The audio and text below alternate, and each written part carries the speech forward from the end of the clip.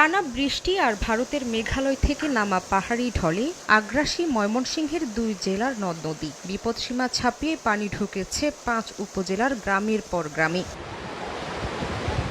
শেরপুরে বৃহস্পতিবার থেকে মহারশী, ভোগাই, চেল্লাখালীর পানি বিপদসীমার ওপর দিয়ে প্রবাহিত হচ্ছে। নদী তীরবর্তী ঝিনাইগাতি, নালিতাবাড়ী ও শ্রীবর্দী উপজেলার ৬০ গ্রামে পানি ঢুকেছে, তলিয়েছে ১৭,০০০ হেক্টর জমির রোপা আমন ও প্রায় ৬০০ হেক্টর সবজি ক্ষেত। ভেসে গেছে ২ শতাধিক ঘেরের মাছ।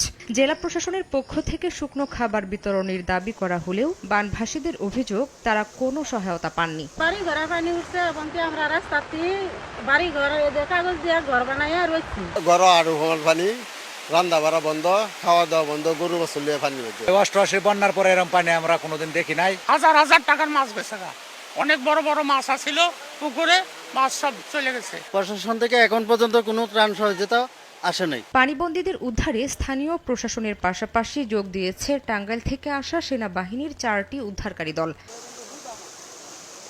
বোরাঘাট ও নেতাই নদীর পানিতে ময়মনসিংহে প্লাবিত হালুয়াঘাট, ধোবাউড়ার অর্ধশতাধিক গ্রাম। কোথাও গলা, আবার কোথাও হাঁটু সমান পানিতে দুর্ভোগে বাসিন্দারা। ক্ষতিগ্রস্ত প্রায় ৫০০ বাড়িঘর। হাঁস, মুরগি ও গবাদি পশু নিয়ে অনেকেই আশ্রয় নিয়েছেন উঁচু রাস্তায়।